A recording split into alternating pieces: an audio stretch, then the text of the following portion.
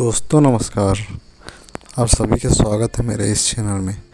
आज आपको एक ऐसे मोटिवेशनल स्टोरी के बारे में बताने जा रहा हूँ जिसे सुनकर आप सभी के अंदर की ऊर्जा पहले से दुगनी हो जाएगी। तो चलिए बिना आपका समय गंवाए अपनी स्टोरी को शुरू करते हैं।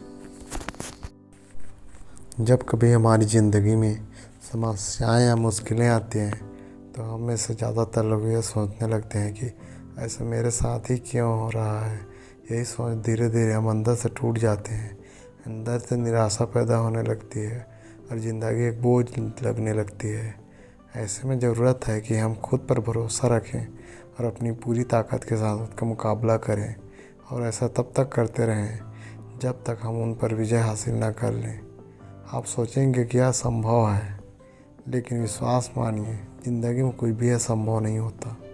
अगर विश्वास अटल हो ना, सब कुछ किया जा सकता है। 4 दिसंबर 1982 को ऑस्ट्रेलिया में एक बच्चे का जन्म हुआ जिसका नाम निक यूजिकिक था। निक यूजिकिक अन्य बच्चों की तरह ही पैदा हुए थे, लेकिन उनमें एक कमी थी। वो पोकोमेनिया नाम की एक दुर्लभ बीमारी के साथ पैदा हुए थे, जिसके कारण उनके दोनों हाथ पैर नहीं थे। डॉक्टर भी देखकर हैरान थे कि निक यूजिकिक के हाथ और पैर क्यों नहीं हैं। निक यूजिकिक के माता पिता को यह चिंता सताने लगी थी कि उनके आगे की ज़िंदगी कैसा होगा, एक बिना हाथ पैर वाले बच्चे का भविष्य कैसा होगा। यह सोच सोच कर उनके माता पिता भी परेशान थे। बचपन के शुरुआती दिन बहुत मुश्किल से गुजरे थे। निक यूजिकिक के जीवन में कई अन्य मुश्किलें आने लगी। उन्हें न केवल अपने स्कूल में कई तरह की मुश्किलों का सामना करना पड़ा, बल्कि उनकी विकलांगता और अकेलेपन से निराश होकर अंधकार में डूबते चले गए। हमेशा यही सोचते थे और ईश्वर से प्रार्थना करते थे कि काश उनको उनका हाथ पैर वापस मिल जाता। वो अपनी विकलांगता से बहुत परेशान हो गए थे। 10 वर्ष की उम्र में उन्होंने आत्महत्या करने की सोची, लेकिन उनकी माँ की वजह से वह रुक गए। उनकी माँ ने उनको एक लेख दिया था जिनमें एक विकलांगता के बारे में लिखा था, जो अपने विकलांगता के जंग और उस पर विजय पाने की कहानी लिखी थी। उस दिन से यह समझ में आ गया था कि वह अकेले व्यक्ति नहीं है जो जिंदगी जीने के लिए संघर्ष कर रहे हैं। निक धीरे धीरे यह समझ चुके थे कि वह चाहे तो अपनी ज़िंदगी को सामान्य तरीके से भी जी सकता है। निक ने धीरे धीरे पैर की जगह पर निकली हुई उंगली और कुछ उपकरणों की मदद से लिखना और कंप्यूटर पर टाइप करना सीख लिया। 17 वर्ष की उम्र में उन्होंने प्रार्थना समूह में व्याख्या देना शुरू कर दिया। 21 वर्ष की उम्र में निक ने अकाउंटिंग और फाइनेंस में ग्रेजुएट कर लिया और एक प्रेरक वक्ता के रूप में अपना करियर की शुरुआत की।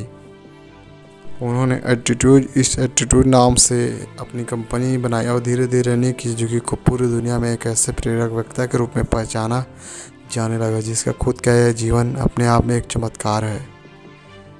उन्होंने प्रेरणा और सकारात्मक संदेश देने के लिए लाइफ विदाउट लिंग नाम से गैर लाभकारी संगठन भी बनाया। 33 वर्षीय निक यूजिकिक आज न सिर्फ एक सफल प्रेरक वक्ता है, बल्कि वे सब कुछ कर सकते हैं जो एक सामान्य व्यक्ति करते हैं। जन्म से ही हाथ पैर न होने के बावजूद भी वह गोल्फ व फुटबॉल खेलते हैं, तैरते हैं, स्प्राइंग भी करते हैं और सर्फिंग भी करते हैं। यह अपने आप में एक उल्लेखनीय उपलब्धि है, लेकिन इससे भी ज़्यादा प्रभावित करने वाली बात यह है कि उनके जीवन के प्रति खुशी और शांति की सम्मोहक भावना आज वे दुनिया को ज़िंदगी जीने का तरीका सिखा रहे हैं। जहां हम छोटी छोटी बातों पर परेशान और हताश हो जाते हैं, वहीं निक यूजिकिक जैसे लोग हर पल यह साबित करते रहते हैं कि असंभव कुछ नहीं होता, प्रयास करने से सब कुछ हासिल हो जाता है। ज़िंदगी द्वारा दी गई हर चीज़ को खुले मन से स्वीकार करना चाहिए, चाहे वह मुश्किलें ही क्यों ना हो। मुश्किलें ही हैं वो सीढ़ियाँ जिस पर चढ़कर ही हमें ज़िंदगी में कामयाबी और खुशी मिलती है। जो हमारे पास है उसके लिए ऊपर वाले को धन्यवाद देते हैं। उसी से जुड़ी हुई एक और कहानी सुनाने जा रहा हूँ दोस्तों। हाथी और रस्सी की कहानी। एक व्यक्ति रास्ते से गुजर रहा था कि तभी उसने देखा कि एक विशाल हाथी एक छोटे से लकड़ी के खूंटे में बंधा खड़ा था। व्यक्ति को देखकर बड़ी हैरानी हुई। कितना विशाल हाथी एक पतले से रस्सी के सहारे उस लकड़ी के खूंटे में क्यों बंधा हुआ है। यह देखकर व्यक्ति को आश्चर्य भी हुआ और बहुत हंसी भी आ रही थी। उस व्यक्ति ने हाथी के मालिक से कहा, अरे यह हाथी तो इतना विशाल है, फिर भी एक पतली सी रस्सी और खूंटे में बंधा खड़ा है। ये चाहे तो एक झटके में इस रस्सी को तोड़ सकता है, लेकिन ये फिर भी क्यों बंधा है? हाथी के मालिक ने व्यक्ति से कहा कि श्रीमान, यह जब छोटा था ना, मैंने उसी समय इसे रस्सी से बांधा था। उस समय इसने खूंटा उखाड़ने और रस्सी को तोड़ने की पूरी कोशिश की, लेकिन यह छोटा था इसलिए नाकाम रहा। इसने हजारों कोशिश की, लेकिन जब इससे यह रस्सी नहीं टूट सका तो हाथी को विश्वास हो गया कि यह रस्सी बहुत ही ज़्यादा मजबूत है और यह उसे कभी नहीं तोड़ पाएगा। इस तरह हाथी ने रस्सी तोड़ने की कोशिश ही छोड़ दी। आज यह हाथी इतना विशाल हो चुका है, लेकिन उसके मन में आज भी वही विश्वास बना हुआ है कि यह रस्सी कभी नहीं तोड़ पाएगा, इसलिए यह उसे तोड़ने की कभी कोशिश भी नहीं करता है। इसलिए इतना विशाल होकर भी एक पतले से रस्सी के सहारे से अभी भी बंधा हुआ है।